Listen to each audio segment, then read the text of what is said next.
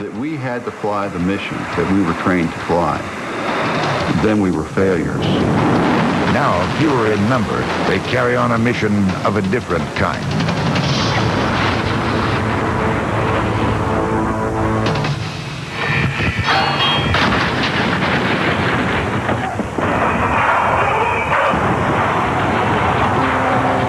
Their constant vigil ended, diamond-edged guillotines break the backs of these winged cold warriors.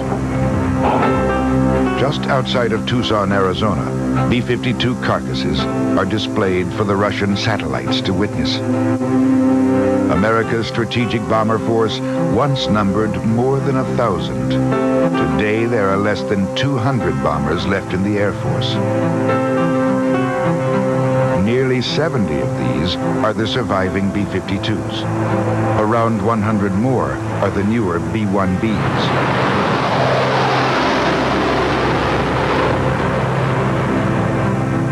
Designed to fight World War III, both carry on the strategic bomber legacy, reinvented for the post-Cold War world.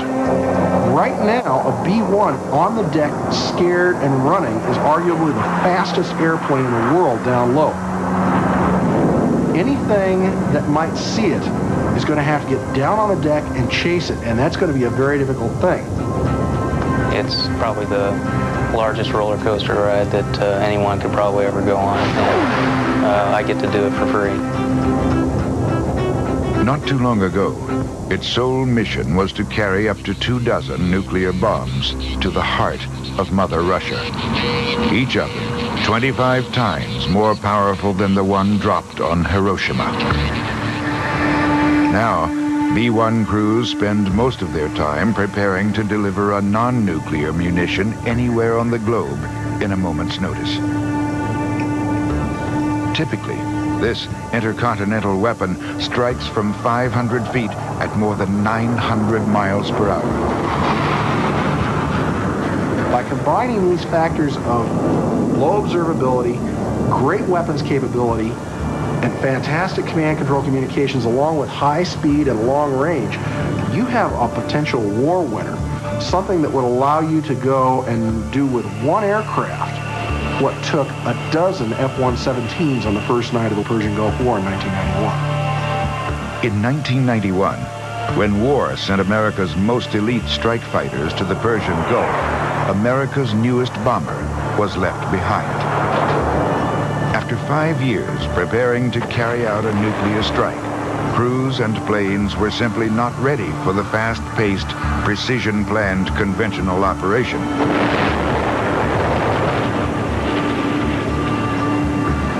Critics used its absence in the Gulf to prove the machine a flying waste of taxpayer money.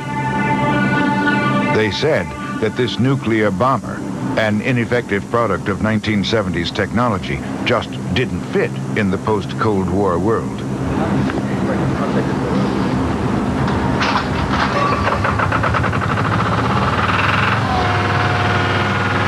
Months after Desert Storm, the Bone, as its crews call it, was reconfigured to carry 84 500-pound conventional bombs.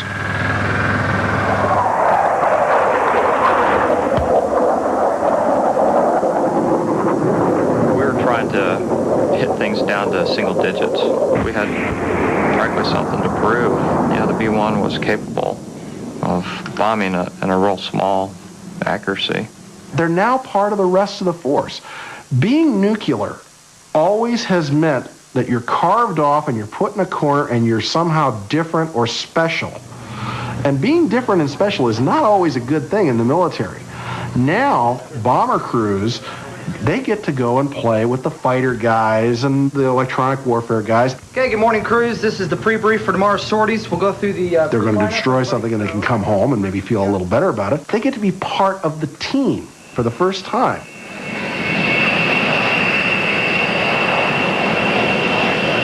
Carrying a 50,000-pound payload and only radars, chaff, and flare to defend itself, the B-1 is ready. Havoc 053, back is correct. Contact tower ready for departure. Havoc 5 clear for takeoff.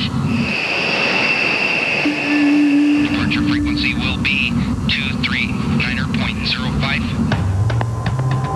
With its variable geometry wings fully outstretched and the engines flooding with JP4, the Bone rises off the tarmac in West Texas.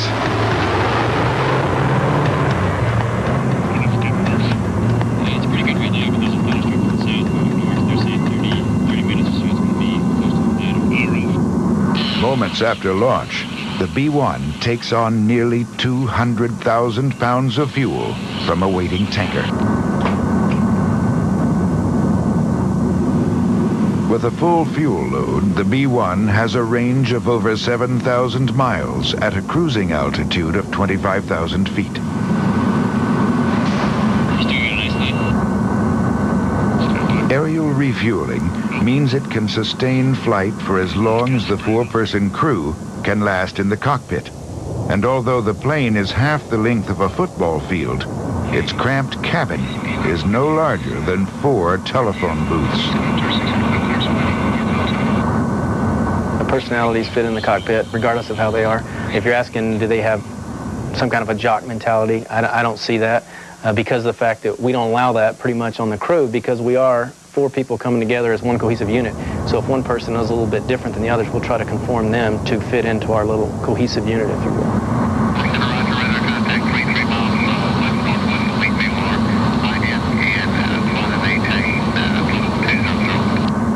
The pilot and co-pilot sit up front. The offensive and defensive systems officers in a separate compartment about 6 feet behind them. The offensive systems officer, his job is to get the switches configured and get the INS configured and everything so that he can drop bombs the most accurate way he can. On the other hand, the DSO is primarily concerned with threats in the target area. And if you think about it, where are we going to strike? We're not going to go strike somewhere that probably is not defended. So his job is going to be busy, my job is going to be busy, and the pilots have to kind of juggle the two of us because we're kind of separated at the time. I've got to get the bombs on target, but the D's got to defend the aircraft.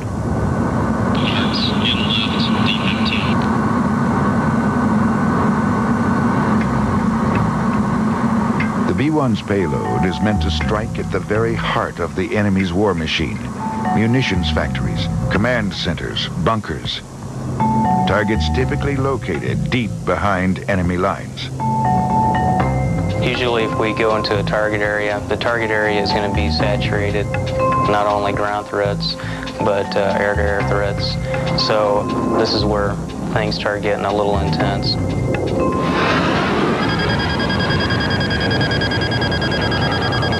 This is the warning that an enemy aircraft has been spotted 25 miles away on the defensive system officer's screen. Before the enemy fighter closes in for the kill, the B-1 pilot points the aircraft 20 degrees nose down, puts it in terrain-following mode, and lets go of the stick.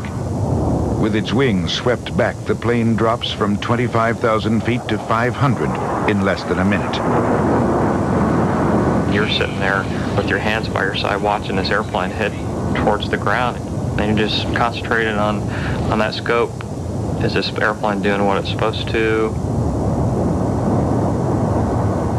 The B-1 is doing what it must to survive. Once spotted by the fighter's radar, the unarmed bomber is as good as dead. The crew's best bet is to hide the 400,000-pound jet in the ground clutter below. You don't have to completely defeat the threat. You just have to momentarily defeat the threat. Buy yourself a couple seconds here and a couple seconds there. The bomber's greatest defense is its ability to hug the deck and slip beneath enemy radar at near supersonic speed. We use the terrain to our advantage when we're low. Like if you were water, where would you flow? You know, and you use that terrain to get yourself buried in there as best you can. Making the B-1 resemble a catfish, the fins on the aircraft's nose help stabilize it at low levels.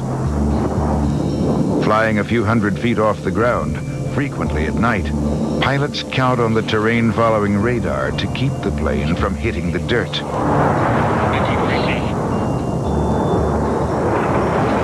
However critical to survival, radar sensors can also give away the bone's position. Once in the battle area, B-1 crews turn off any unnecessary electronics to reduce its footprint. plane's unguided iron bombs are little changed from those used by World War II airmen, but the systems used to aim them are. Here, the offensive radar takes over. The Navigator Bombardier uses a radar-generated map to guide the pilots to the target. I'm trying what kind of base you got? Just left of center at about 90. Because the B-1 travels faster than the human eye can focus a bomb site, the Bombardier relies on a computer to release the bombs at the right place and time. Yeah, let me see if you check. If I drop this bomb right now, where will it go? And if it says I'm not going to get any closer than right now, then it'll go ahead and release. So the system is constantly updating itself at a very fast rate. Hitting the bullseye means calculating wind direction, speed, and timing perfectly. Seconds too late or too soon, and their payload can sail hundreds of feet off target. In just 3 seconds, the plane releases 84 bombs in a perfect line. The shack, 0-0. Center bomb on the target. Probably 1% of the time, maybe, as the shack occurs. I call it luck, but that's what we all want to get. That's what we strive for, and that's what we train for. But for many B-1 crews, close is good enough.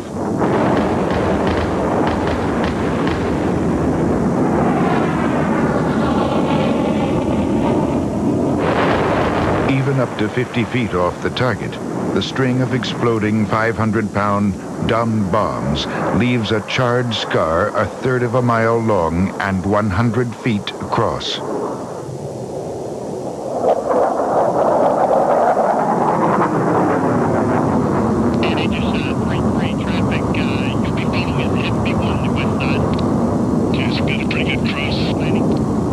After 4 hours in the cockpit, the pilots return to a 10-knot crosswind on the runway.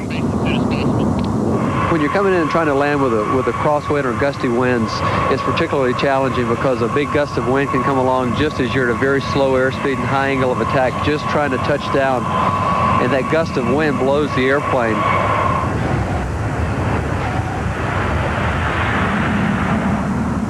For the men and women at Dyess Air Force Base, today's mission was a typical day at the office. This wasn't always the case.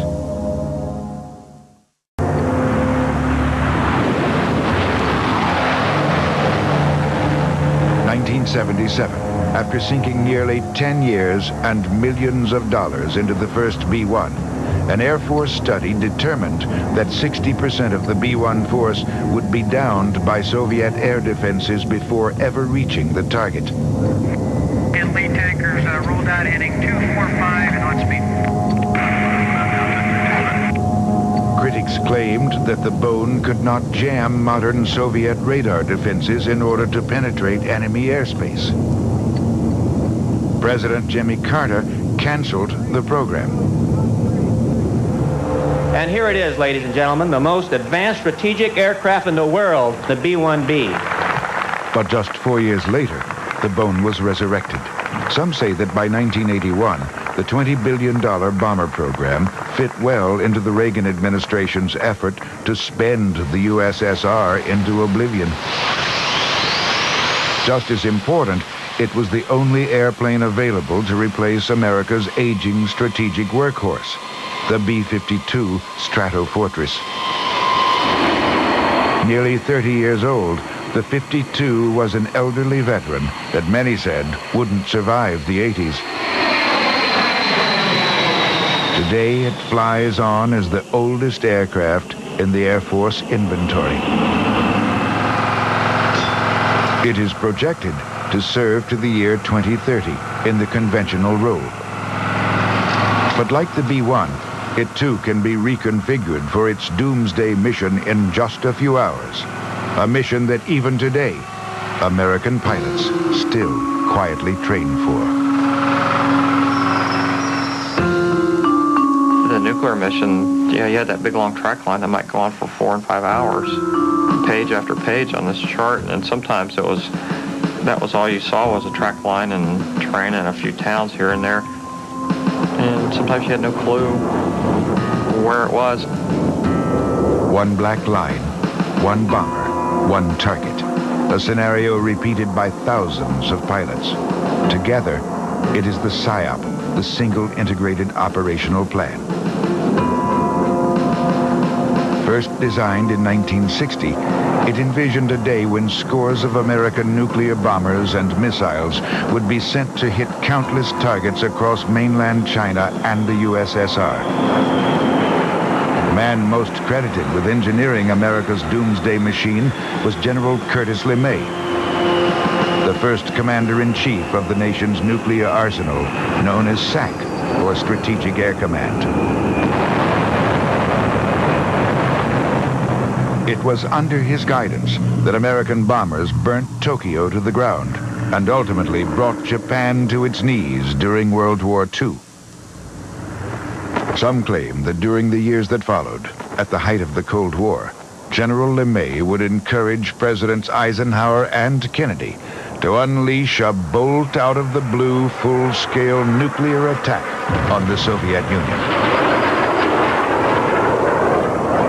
General LeMay, he was the first legitimate and righteous purveyor of megadeath. This is a man who, before there was ever a nuclear weapon put in his arsenal, had probably killed or ordered the death of several million people, be they Germans, Italians, Japanese, during the Second World War.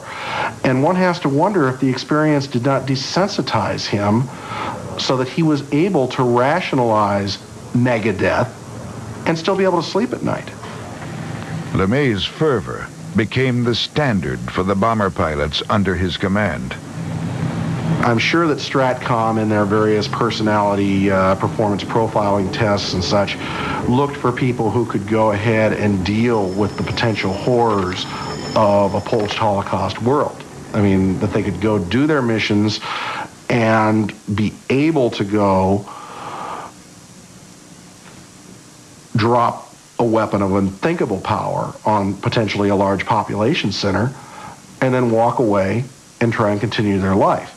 We had a mission and we performed it, and we told our families very little about what we really did. They know generally what we did. We never discussed with them targets, our mission, or any of that. You just couldn't humanly think about it 24 hours a day, 7 days a week. As recently as 1991, SAC bomber crews sat an around-the-clock vigil near their planes, fully loaded with nuclear bombs, waiting for the warning that World War III was underway.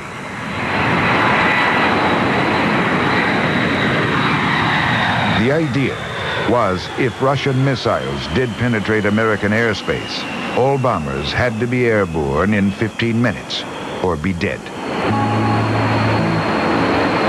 3, 2, 1, T-turn.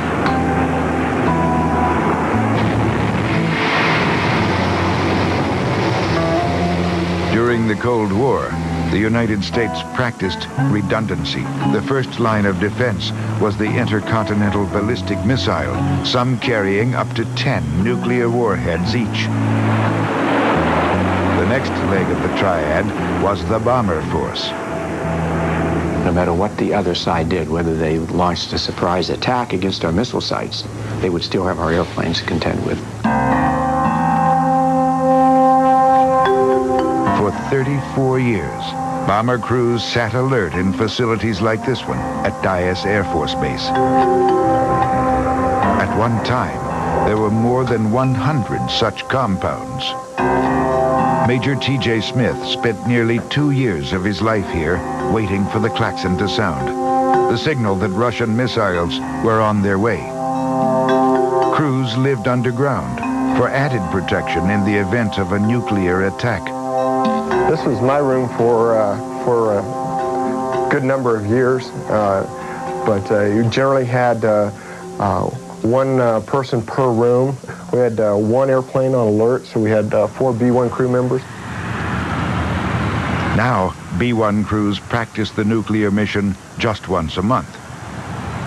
The alert facility is surrounded by a 10-foot-high electric fence and microwave sensors.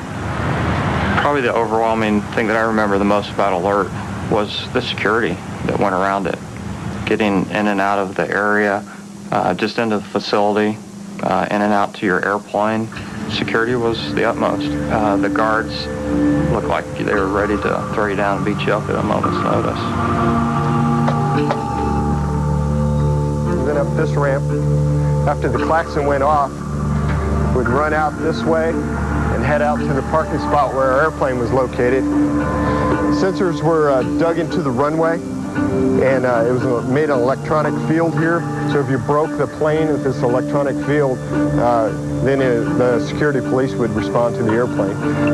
About once every alert tour, you'd have a jackrabbit or a dog would come out through here and break the sensor. And once that happened, the security police would come and respond, and then the crew would have to come out and check the airplane to make sure everything was okay. And it always happened between 2 to 4 in the morning. So we had some late nights every once in a while trying to calm everybody down. Planes also had to be hair trigger ready. We could place the aircraft into an alert configuration by running all the normal pre-flight systems checks, get them into a Code 1 status. At that time, we could take the APU switches, the auxiliary power unit switches, put them into the alert configuration along with the battery, raise the ladder up, and now the jet's going to be ready to respond. All we have to do is come down, hit the alert start, and the engines will be ready to start in about 30 seconds.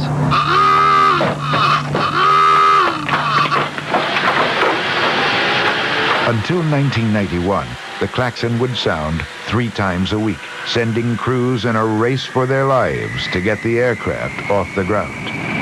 Until the men reached the cockpit and decoded an incoming message from SAC headquarters, they had no way of knowing whether or not the alert was real.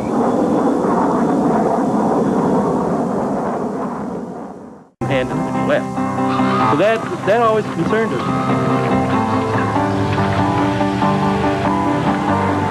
The plane that Lieutenant Ovidio Pugnale depended on to carry him into World War III was a B-52D.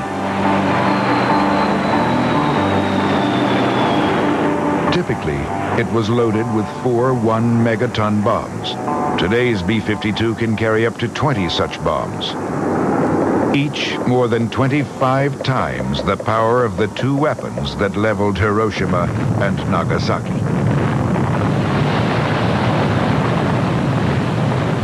The first bomb dropped on Hiroshima was 13 kilotons. The second dropped on Nagasaki a little over 20. Captain Kermit Behan, bombardier over Nagasaki, recalls his greatest moment. I suppose it was when the clouds opened up over the target at Nagasaki. The target was there pretty as a picture. I made the run, let the bomb go. That was my greatest thrill. Over 100,000 lives lost. Nearly 10 square miles of thriving cities turned into rubble. It's funny we say only 20 kilotons because, you know, when we dropped those 2 weapons, we dropped those on medium-sized, fairly crowded urban complexes in Japan. And we killed, in those 2 cities, maybe 150, 200,000 people if you include the secondary effects. Now that's with a pair of 20 kiloton devices. The average weapon that we run around with today is a 500 kiloton device. That is 25 times bigger than the one we dropped on Hiroshima and Nagasaki. The original atom bomb weighed in at 8,900 pounds and required 5 men and a hoisting rig to cram it into the B-29 bomb bay. When the thermonuclear weapon came out, then I think thoughtful people began to ask, is this a weapon of war, or as Eisenhower said, is it a form of insanity? A decade of innovative American engineering gave birth to the thermonuclear weapon, a greater bang in a smaller package. By 1960, this government effort to miniaturize megadeath paralleled another to convince American citizens that nuclear war is survivable.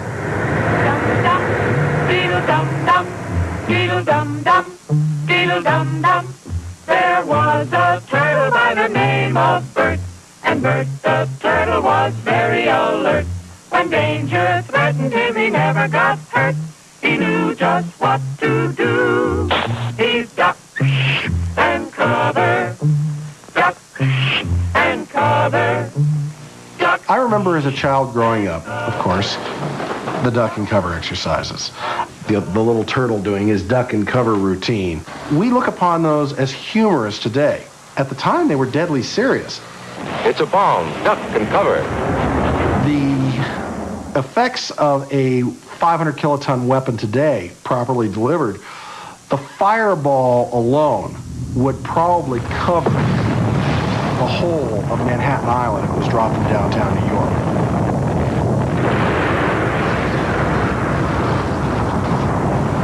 As American citizens practiced to save themselves from the pending shower of nuclear bombs and missiles, American pilots studied every town, hill, and bridge in the Soviet Union and Red China.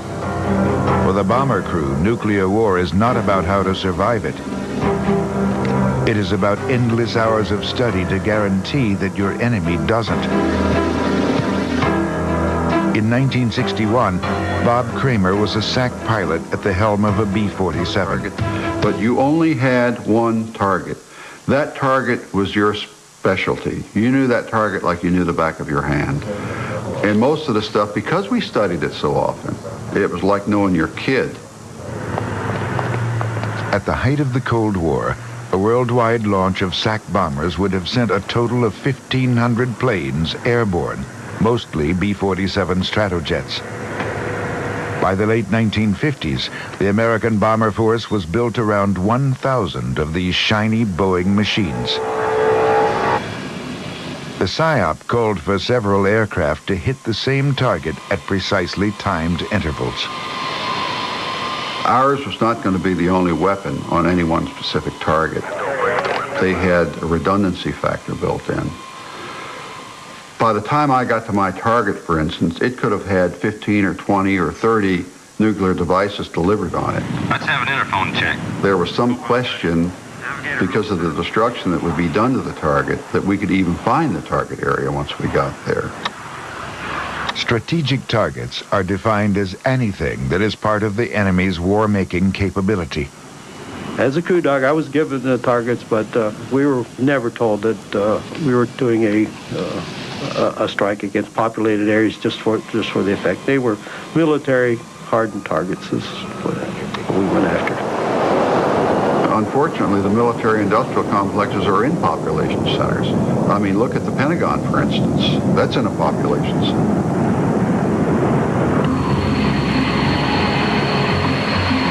To reach their target, the crews had to fly higher and faster than the latest Soviet air defenses.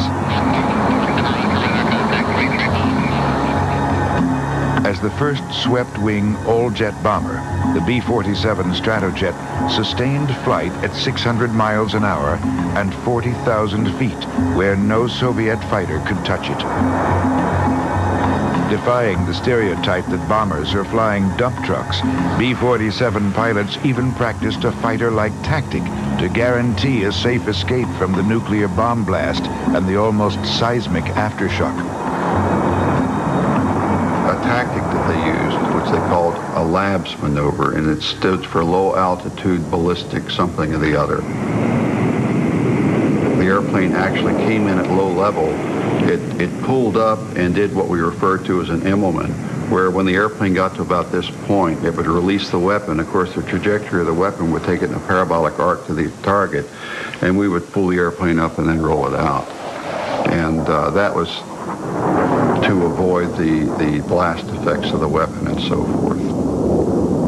The B-47 swept-wing design, compact 110-foot-long body, and speed made this tactic possible. But the G-forces required to carry it out stressed the bomber's frame until cracks in the fuselage finally doomed the maneuver. Tactics aside, there was no way to completely escape from the deadly mass rising from the impact area.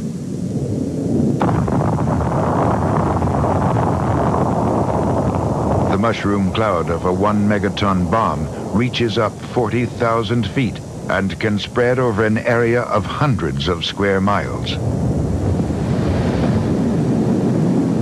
Advanced techniques make it possible for these trained crews to fly through the cloud without harm, even to stay inside of it for a while, if they observe the precautions taught by experience.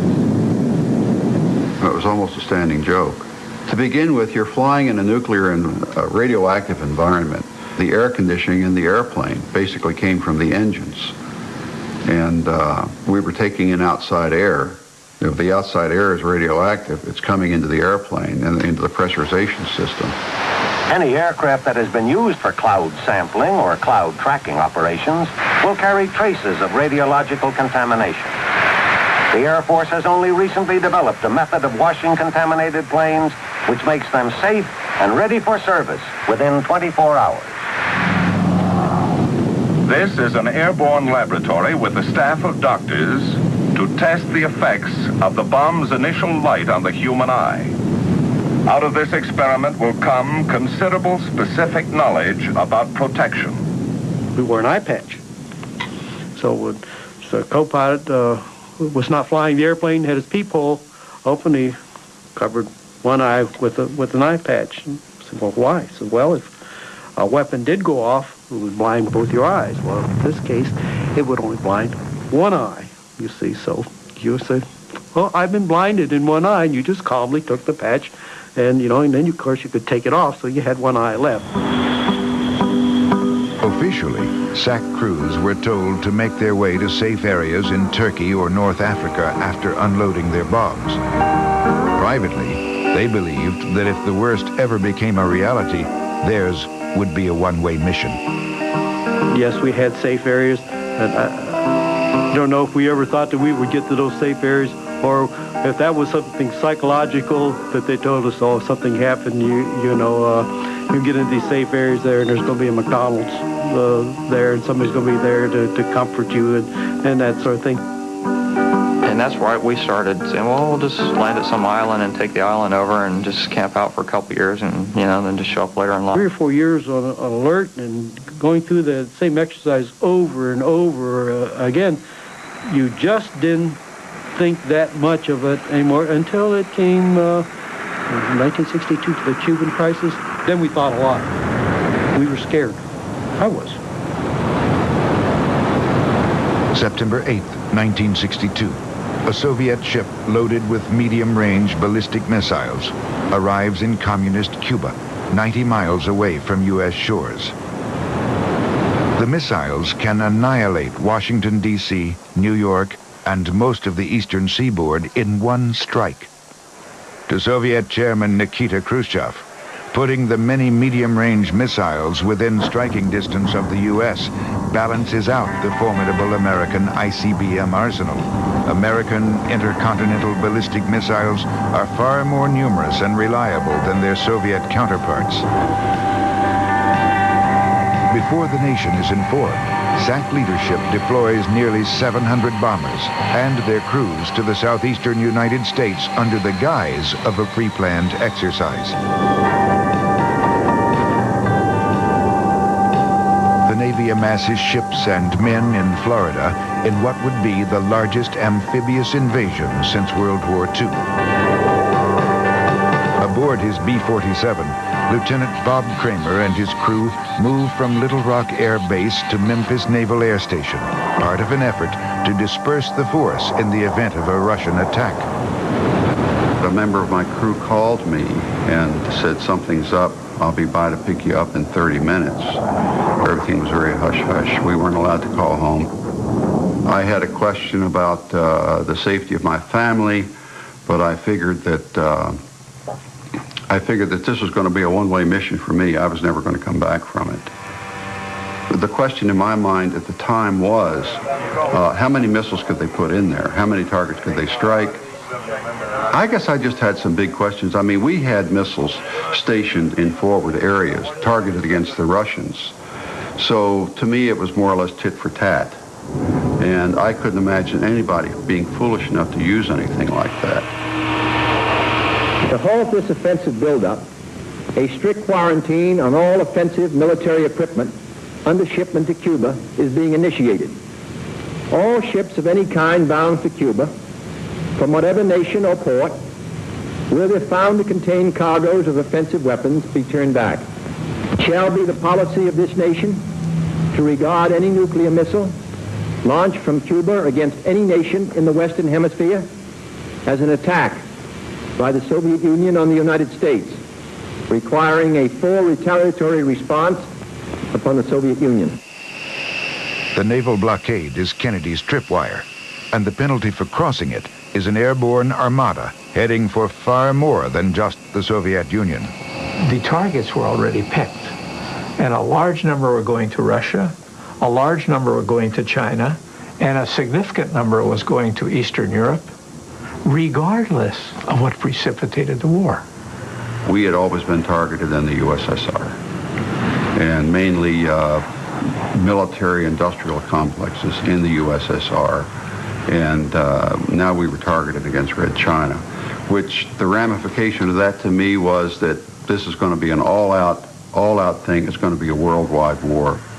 Well, you know, you take your opportunities. If you're going to have a major release of nuclear weapons somewhere in the world, and it's going to essentially be a free fire zone, wouldn't it make sense that the Air Force leadership would go ahead and hit everybody they could who they felt was an enemy of the United States? I had a lot of anger centered around that because my opinion at the time was that President Kennedy had made a big mistake, that he was basically playing poker, you know, with the Russians, and we were the pawns. To plan his next move, the president authorizes U-2 flights over Cuba. October 27th, one plane is shot down, killing the pilot.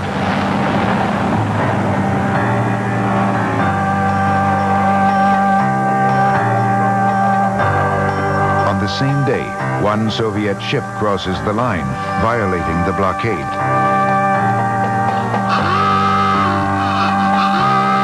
For the first time in history, SAC places the crews on DEFCON 2, just one level removed from actual war. I can remember being in the airplane early in the morning, 5:30, 6 o'clock in the morning, with weapons loaded. We were sitting in the airplane with a power cart hooked up to the airplane, ready to start the engines. General LeMay sees in the crisis a great opportunity and urges the young president to launch a full-scale attack against Cuba. Kennedy sends a message to Khrushchev that if the missiles are not removed, the United States will strike. Poor old Khrushchev and the people around him, I don't think understood the people they were facing very well. And I think it's apparent that they guessed wrong. 50 days after the missiles arrive, Khrushchev agrees to remove them. Realizing that a strike is now out of the question, General LeMay claims, "It is the greatest defeat in our history, Mr. President." We must have been there for, I'd say, probably 3 or 4 hours before the order came through to stand down. I didn't feel that what we were doing was the right thing, but at the same time, it was my job, and I was doing my job. And I believe to this day that very few people in this country realize how close we came at that time to total nuclear annihilation. In the wake of the crisis, Kennedy realizes that SAC leadership had had only one plan in place, a full-blown nuclear counterattack. So it was McNamara says, hey, you aren't giving the president any options. And they changed it. But can you imagine? You know, if China does something aggressive with the U.S. and you happen to be sipping your coffee in Moscow looking at incoming ballistic missiles. I mean, insanity. For the remaining 29 years of the Cold War, the world would never again come so close to nuclear war. Whatever the zealotry of the top leadership at SAC may have been during those time frames, they really firmly believed, and I think they were correct, that if the other guy never came after us and we never sent our forces after him, In other words, if we maintain the balance of terror, then we won. We went a half a century, which is unprecedented in man's history, without a major continental or worldwide conflict. And I would have to say, maybe a little grudgingly, they were right. Today, the shrinking arsenal of the post-Cold War era leaves the Air Force with 180 bombers. And some say this number hasn't dwindled far enough. As the United States and former Soviet Union struggle to undo 50 years of distrust and overkill, General Lee Butler, the last commander of Strategic Air Command, advocates total elimination of the arsenal he once controlled. Standing down nuclear arsenals requires only a fraction of the ingenuity and resources as were devoted to their creation. I could see for the first time the prospect of restoring a world free of the apocalyptic threat of nuclear weapons. A world free of the threat of nuclear weapons is necessarily a world devoid of nuclear weapons. I'm like a lot of people who aren't all that comfortable giving up my nukes. You know, they keep me warm at night. I get a lot of assurance out of them. And yet, if I'm willing to back away and open my mind, those people, like General Butler and like General Horner, may be right. Maybe we need to go and actually get rid of these things and promote their elimination worldwide for the simple reason that they're not a usable weapon. And if anybody does, they're going to be a pariah around the world. We cannot uninvent the nuclear bomb. We cannot repeal E equals MC squared. Nuclear genie is out of the bottle, and it is illusory, I believe, to think that we can put it back in. Even with the threat of full-scale nuclear war vastly diminished, the winged leg of the triad has not completely shed its legacy. In a world of uncertainty, the flexibility of the bomber still holds a lot of appeal. I think the bombers will continue to have a role as long as we have these weapons. And the reason for that is that the bombers can be scrambled, they can be subject to recall. If American bomber crews were ever sent on the Doomsday Mission, it is unlikely that the B-1 will carry them into nuclear battle. The adjustment of the Bones bomb bays to fit conventional munitions officially takes them out of the nuclear count. It is doubtful that hundreds of American bombers will darken the skies of their enemies, dropping indiscriminate nuclear loads on the cities below. Instead, they will uphold a new era that may change the nature of deterrence itself.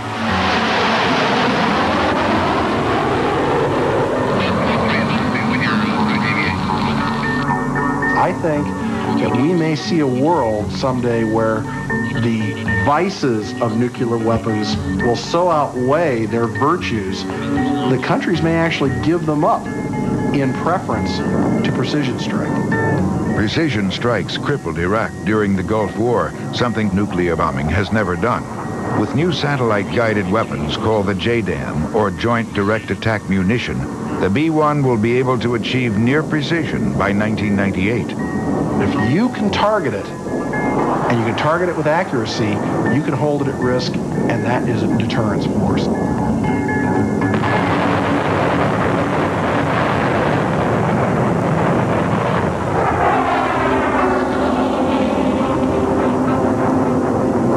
By the turn of the century, bombs like the JDAM will be carried on the same rotary launchers that once carried the instruments of Armageddon. Given the choice, the B-1 crews at Dyess Air Force Base choose precision over plutonium any day. Good day to go fly.